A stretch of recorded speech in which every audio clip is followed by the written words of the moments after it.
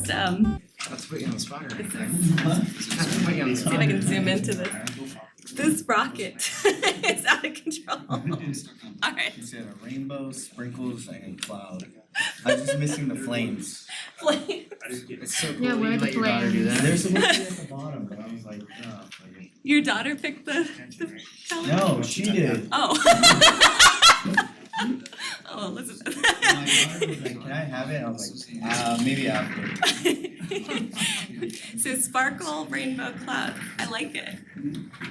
It's really great. Okay. The chat says sick rocket. So just so you know. We're gonna talk about gravitation if you just got in. So we're gonna talk about gravitation. And I think that's pretty much all we're talking about today. Let's talk about gravitation. We're gonna start with Newton's law of gravitation. Newton had those other 3 laws. He's busy. He's doing a lot of stuff.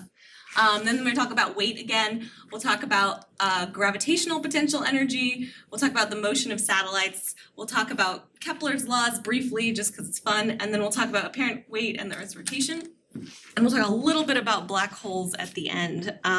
You'll notice a lot of the stuff we've talked about briefly in other topics, but we're just gonna condense it all into one thing of gravitation.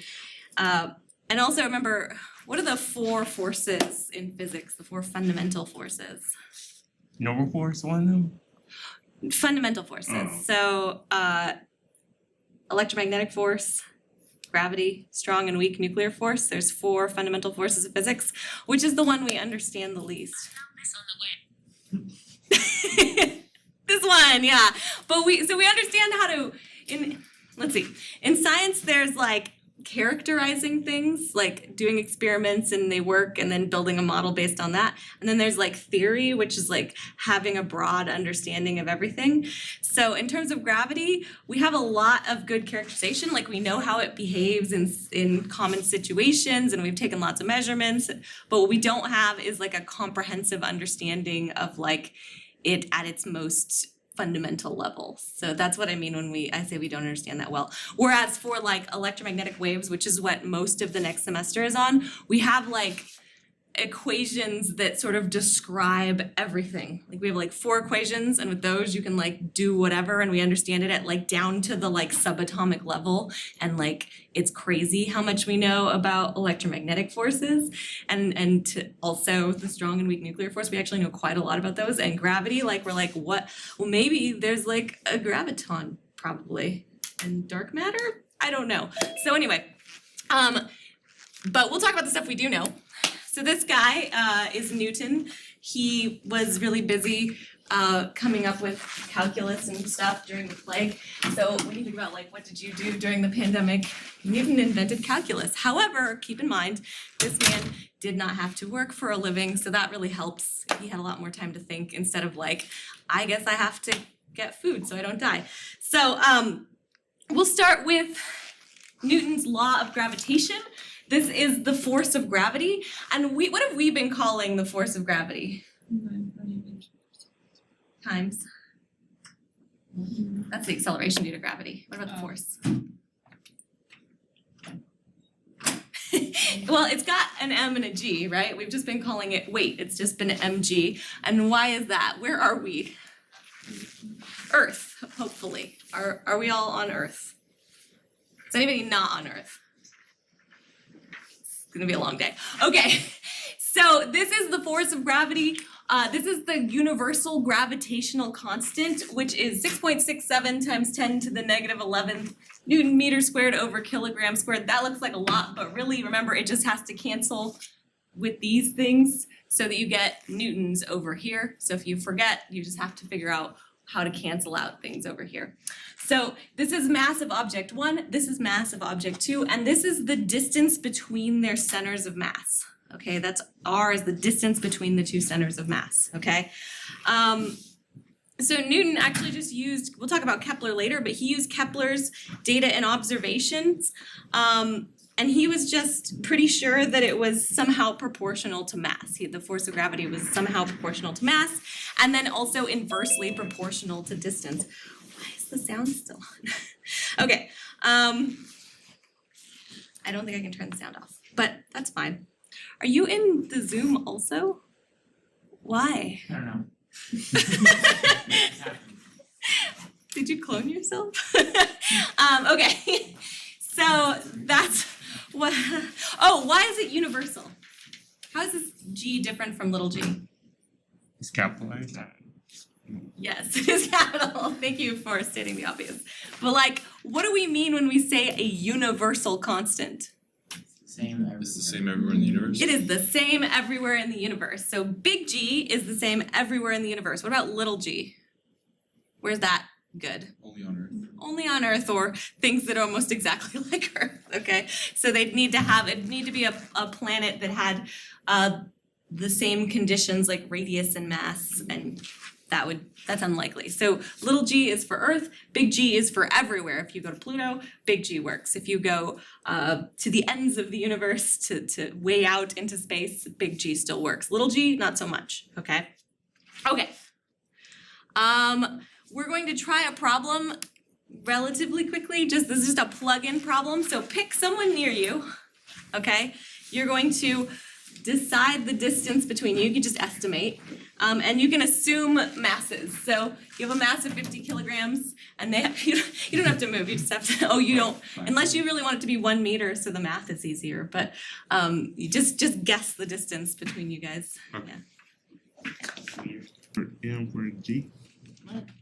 Yeah, What did I you- did this. Well, I just multiplied, And then 50 times 75 right, times this is G? 6.7. Yeah, that's what. Or 6.67 times this whole 11. thing. So I did Yes, I agree. 50 times 75 Yeah. divided by 9 because 3 Okay, is you put the Yeah. 50 times You have any- 75 in Oh, that makes parentheses. sense. Thank Thank you. you. We need more time. Are we doing okay? Yeah, he's helping me, but I think I get it. So did we get, what kind of numbers did we get? 10 to the what? 7, negative. -7? Yeah. Okay, so you're not very attracted to either of the people around you. Okay, anybody get, what other 10 to the negative whats? 10 to the -8, okay. 10 to the, I think if you're a meter, it should be about 10 to the negative, oh, if you're really close, right, 10 centimeters should be 10 to the -5, but it drops off as inverse squared, so it should get small really, really quickly. The other thing, before we get started, do you feel a gravitational attraction to anything in this room? Well, the ground, right, Earth, right? So the planet, but like, do you feel any other gravitational attractions like pulling you other ways? No, so we're expecting this to be small based on our senses, okay? So the other thing I wanna point out is, there was a good question while you guys were working on this. This little R hat, do you remember what these mean? Direction. It is the unit vector. In this case, it points in the direction of R. So if we have two people, as this problem has, right? We're dealing with one force, so this way. This would be the direction of our force. And we have our R, which should be this distance between their centers of mass. So the R hat vector just points in the direction of the center of mass of the object you're being attracted to, okay? And it's a unit vector, and what's the magnitude of a unit vector? 1. 1, and so it's really just telling you the direction. You get the magnitude of your vector from this part, okay? And your direction comes from this part. So that's just representing the direction that this force points, okay? So if we wanted to do this problem, we know that we're gonna have a range of something from 10 to the -5th to 10 to the -8th or 9th newtons, right? Because that's the range of possible answers depending on how far away the person you're doing the problem with is. So we're going to just plug in some numbers. We know that big G is 6.67 times 10 to the -11th kilogram, what is it? Newton meter squared over kilograms squared, okay? So that's our gravitational constant. Mass 1 is 50 kilograms, mass 2 is 75 kilograms, and then if we pick, let's say I pick 10 centimeters, so you're really close together, that would be 0.1 meters, so this would be in the small range. We'd plug all that in, we should get something like 2.5 times 10 to the -5th newtons, okay? If you plug in a bigger number like 1 meter, you're gonna get something times 10 to the negative 7th. If you plug in something bigger than 1 meter, you could get 10 to the negative 7, 10 to the negative 8, 10 to the negative 9. Okay, so these forces drop off really quickly, which is why we're not feeling like the gravity pull from Mars very strongly. Okay. All right.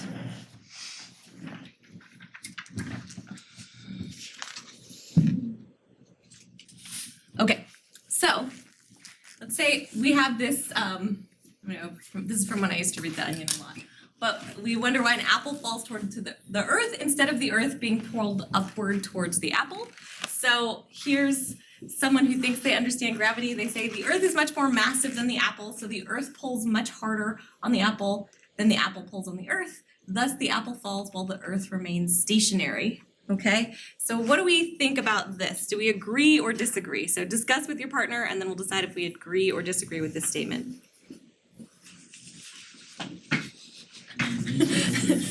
Alright, so do you agree or disagree? Sounds right, right? Something like that, yeah. Why? Because it's a Logic makes sense. So it's still like apples. I mean, like, it makes sense to me, Some portion of gravity. but I don't know everything. So the I don't like apple that guy. is pulling on the earth. It's just like Yeah, is we- it tangible or I'm not that guy. I mean, it's not about like the, Yeah. I guess it is. Or every time I like hold something, I drop it down, it's like, and then you pull to So I guess you actually kind of agree. I think it just, they So come disagree. at each other at the same Yeah. time. Okay, we can, bro. Same amount. It's fine. I didn't even recognize that as a weekend That's though. what I think I disagree too. I'm still, No, I work as a still instructor. reading. Isn't that good? A swim instructor. Oh, nice. So that's I know, I'm one of the only people my age who actually has a freaking job like That's that. the other. Versus, Wait, hold it. I'm 17. That's the speed. All right, Versus my friends. thumbs at up for McDonald's. agree, thumbs down for disagree. I like these subtle thumbs, they're like really low. Okay, so when we say pull, what do we mean? What physics term do we mean? Force, right? And in this case, the force due to gravity. What do we know about the force of gravity between two objects? Are they the same or different? Shroom. That's not a word. Okay. Same or right? So, okay. Let's say Alan and I have a gravitational force. I have a gravitational force on Alan. Alan has a gravitational force on me. You could think of us as maybe the Earth and the Moon, okay? So, are those forces the same or are they different?